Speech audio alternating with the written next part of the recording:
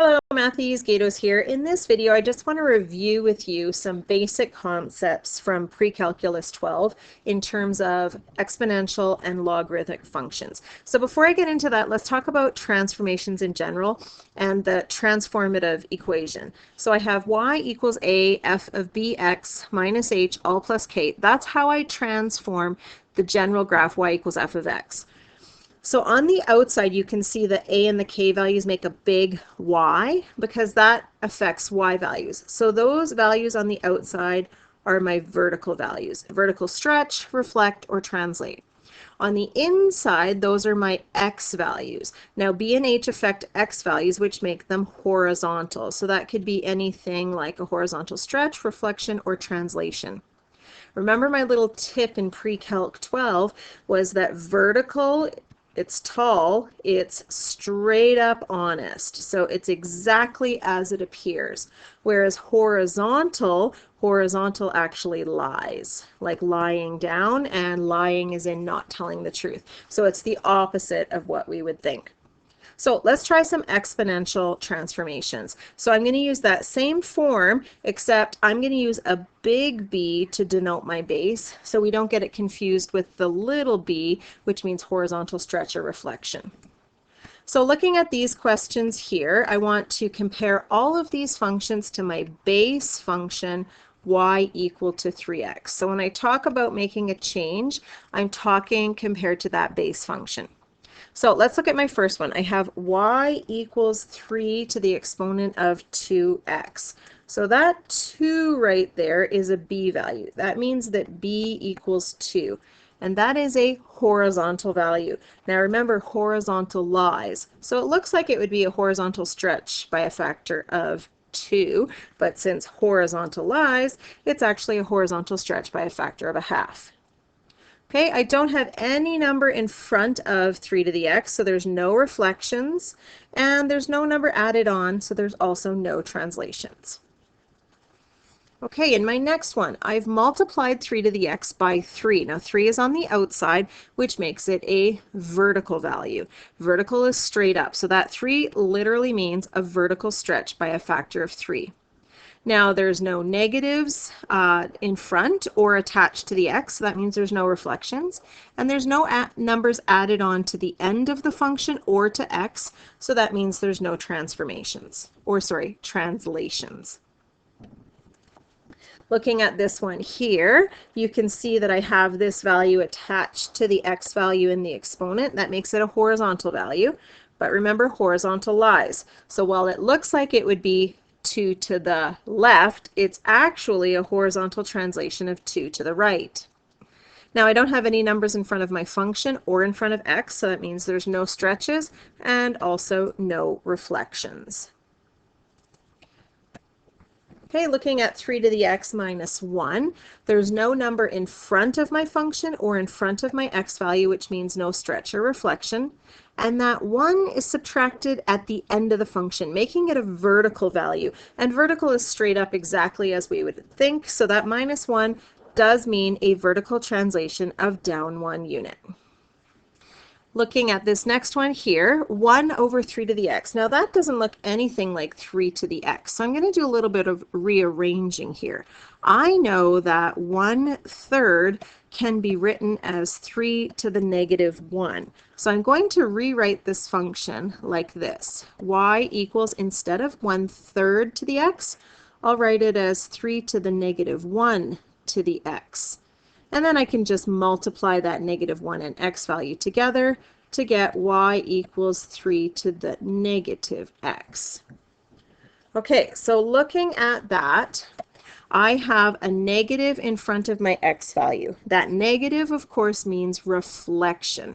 So this question here is going to have a horizontal reflection in the y-axis. So a horizontal reflection in the y-axis. We'll pretend that that's red.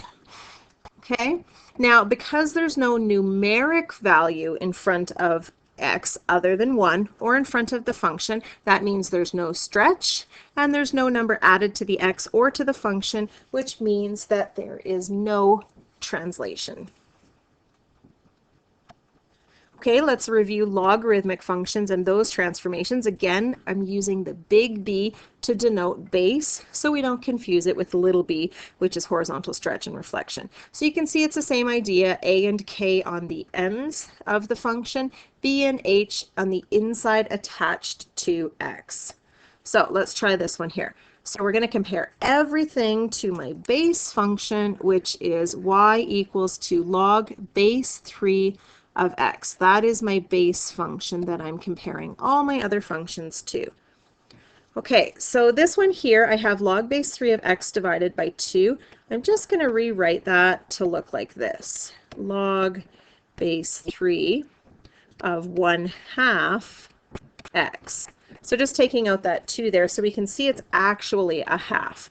Now it's a number in front of x, so that means there is a horizontal stretch, but horizontal lies, so it's a horizontal stretch by a factor of 2. Okay, there's no negatives in front of the function or in front of x, which means no reflection.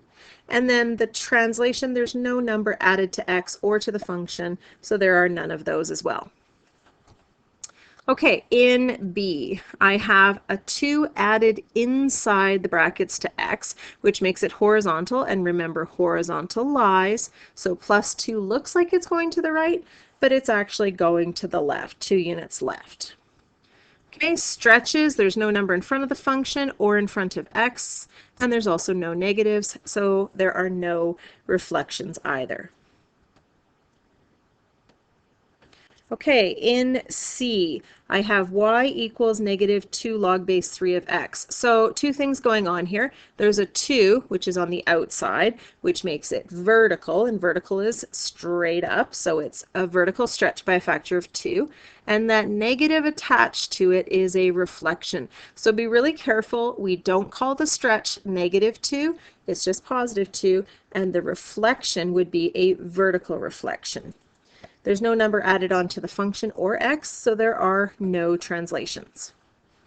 And in our last example here, log base 3 of x plus 1, the 1 is added to the end of the function, making it vertical, and vertical straight up. So that's just a vertical translation of up 1 unit. And since there's no numbers in front of the function or x, there's no stretches or reflections either. Okay, let's look at changing from log form to exponential form. So a couple little tricks of ways that I kind of remember it. If I want to write a log as an exponent, I use the circle of logs. So I'm going to show you how to do that in my first example here. A is written as log form. So to write it as exponential form, let me just write it down here. So W equals log base R of n, I do the circle of logs. So base to the answer equals the argument. So I would just write it as R to the exponent of W equals n. So I just do the circle of logs. And then to write from exponential to log form, I use BAY. So I came up with this acronym because I really like logs, and BAY is my answer, or my acronym that helps me remember that.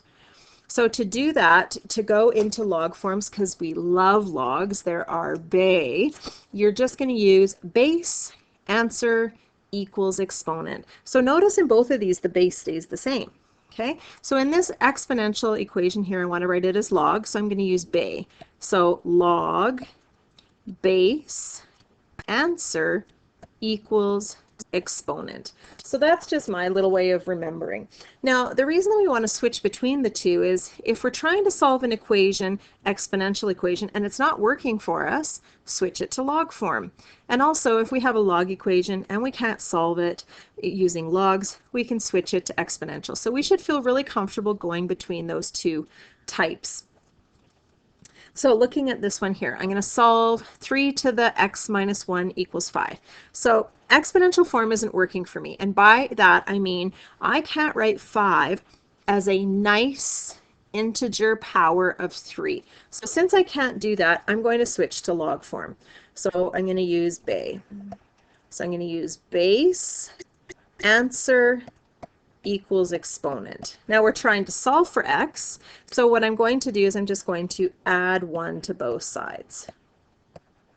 So whenever I have one exponent, I always switch to log form because I feel it's easier. But I know that some of you might like to take the log of both sides, so we can do that as well. I just think it's a little easier when I just have one exponent to switch to log form, but I'll show you the other way in case you like to do it that way as well. So I take the log of both sides, and by doing so, I can bring my exponent down. Now we need to be careful when we bring our exponent down that we multiply the entire exponent by log of 3. So using my distributive property, I have x log 3 minus log 3 equals log 5. So to isolate for x, I will add log 3 to both sides.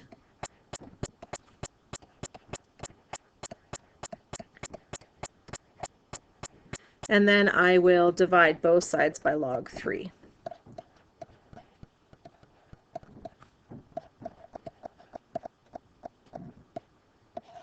Now you could leave it like this, or you could simplify it a little bit further. Remember, when I multiply logs, when I add logs, I multiply the arguments. And then I could write that with a change of base as log base 3 of 15. So that to me is a lot of steps for taking the log of both sides. I think it's much, much easier just to switch it to log form. So again, if you have one power, switch it to log form to avoid going through all of these steps by taking the log of both sides. Now I know those look different, but they do in fact have the same value, and you can check that on your calculator. Okay, looking at this one here, I have a log equation, and I'm going to switch it to exponential form. Now remember, if there's no base showing for a log, it's just an invisible base of 10. Okay, so now that I have my base, I'm just going to use circle of logs to switch it into log form. So I'll have 10 to the exponent of 2 equals x minus 3. So that's 100 equals x minus 3, and add 3 to both sides, and that's x equals 103. Okay, now you already saw some of the log rules that I was using, but I just want to review with you the laws of exponents. So these are going to come up handy. So I won't go through all of them because you guys have seen them before in your 10 level course, but I just wanted to refresh your memory. So a couple ones that I just want to point out. If I have an invisible exponent, that means it's just x, I can have an x to the exponent of 1, which can help you with the other ones. So multiplying exponents, keep the base the same, add the exponents. Quotient, dividing, keep the base the same, subtract the exponents. Power of power rule, you just multiply those together. And you can also, if you have a power as a base, distribute the exponent inside, and same thing with division. Couple other ones, the integral exponent. So I always advise you to stay positive, keep it positive. Don't have your final answer have any negative exponents. Other couple ones here, rational exponent. So if you have a rational meaning fraction exponent, the top, the numerator, means the power that you are raising it to. This is the power, and this is the root that you are taking. Zero exponent, any base raised to the 0 has a value of 1.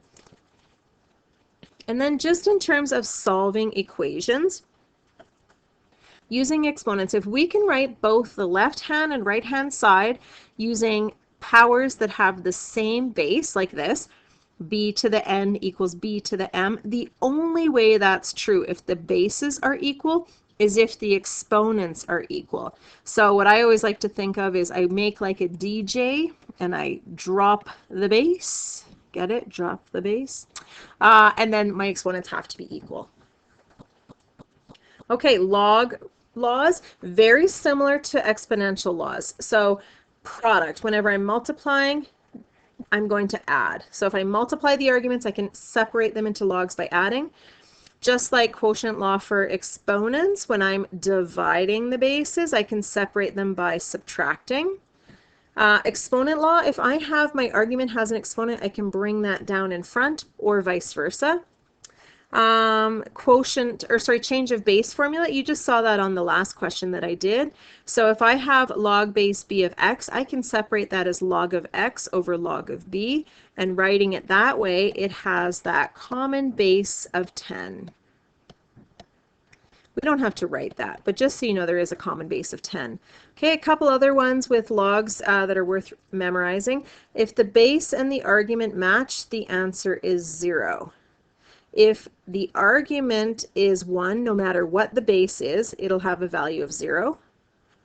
And here, if we have the log, the base and the argument match, the answer, and if the argument is to an exponent, would just be x. The reason why, if we bring x down here, we already saw over here that that's equal to 1. So that's x times 1, which is just x. And then another one that's good in your back pocket is if you have an exponent with a log in it. So b to the exponent of log base b of x. Remember, exponents and logs are inverses of one another, so they undo each other. It's like adding 2 and subtracting 2. Taking an exponent and taking a log undo each other, and since the bases are the same, the answer is just x. So let's put that together with a couple more questions on solving. So this one here, solve log base 2 of 2 times the square root of 2. So a couple different ways that we can do this. The way that I see that might work here is changing it to exponential form. So because I see a whole bunch of 2's here. So I'm going to go 2 to the y equals the argument. So I'll write it as 2 to the y equals 2 root 2. So that means 2 to the y equals 2 times 2 to the 1/2. Now remember that invisible 1? So this is 2 to the y equals, keep the base the same, add the exponents. So 1 plus a half is 1 1/2, or 3/2. And since the bases are the same on both sides, we drop the base, and y equals 3/2. So that's one way you could do it. Again, there's lots of different ways of doing these questions. You could simplify the argument of the log and then bring the exponent down and multiply as well. I'll just show you that way as well. So it really is up to you which way is better. So we already know that 2 times the square root of 2 simplifies to 2 to the 3/2. So I'm just going to borrow those steps from here, and I'm just going to put it there.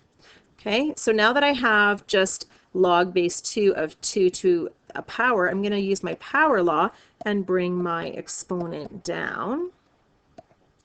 And then that's the matching law. When the base and the exponent match, it's 1. So it's just 3/2 times 1, or 3/2. So it really depends on which way is better for you.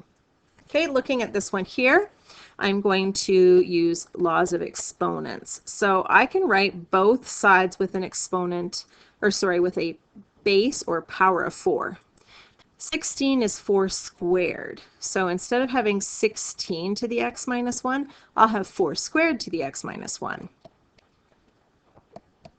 So using laws of exponents, I'll multiply my exponents, and then I can drop my base. So x minus 3 equals 2x minus 2. Subtract x from both sides, add 2 to both sides, and I get x is negative 1.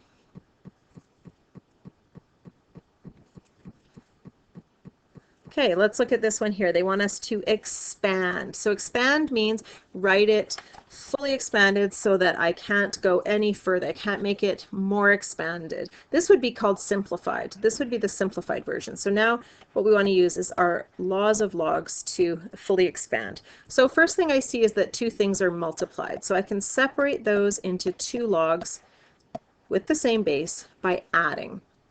And then I have an exponent that I can bring down. And looking at that, there is nothing else I can do. So that would be fully expanded. So let's look at going the other way around, which is simplifying. So I have this one here that's fully expanded, and I want to write it as a single log. Now I can do that because they have a common base of 10. So remember, when there's no base, it's a base of 10. I don't have to write that base of 10, but just know it's there. So I'm going to bring any number up front as an exponent. So this is log of x squared plus log of x to the 1/3. And since the base is the same and I'm adding them, I can combine them together by multiplying my arguments together. Now I just apply the product rule, so the base is the same, so I keep the base the same and I add my exponents. So 2 plus 1/3, so 2 and 1/3 or 7/3. So that would be fully simplified. Okay, and last question, I want us to evaluate this log. Now evaluate, as a little recall in the side here, a value of a log is the exponent that the base has to be raised to equal the argument. So for example, if I wanted to evaluate log base 6 of 144, I'd say 6 to what power gives me 144? Or here, 6 to what power gives me 4? Now, there's an answer there. It's just not a very nice answer right now. So it's definitely going to be a decimal answer because 144 is not a power of 6, nor is 4. So since we can't evaluate it like that, let's use laws of logs to simplify it. So they both have a base of 6 and the logs are subtracted. So to combine those together, I'm just going to divide my bases. So 144, or sorry, my arguments. I'm going to divide my arguments. So log base 6 of 144 over 4. So that's log base 6 of 36. Now if I ask myself that question, I can answer it. 6 to what power gives me 36? Well, that's 2. So I can just simplify that as 2, and that would be evaluated. So I hope this review of logarithms, or musical wood as I like to call them, helped you. So I have some textbook questions there for you to work on. And again, I hope this video helped, and I look forward to seeing you guys for the next one.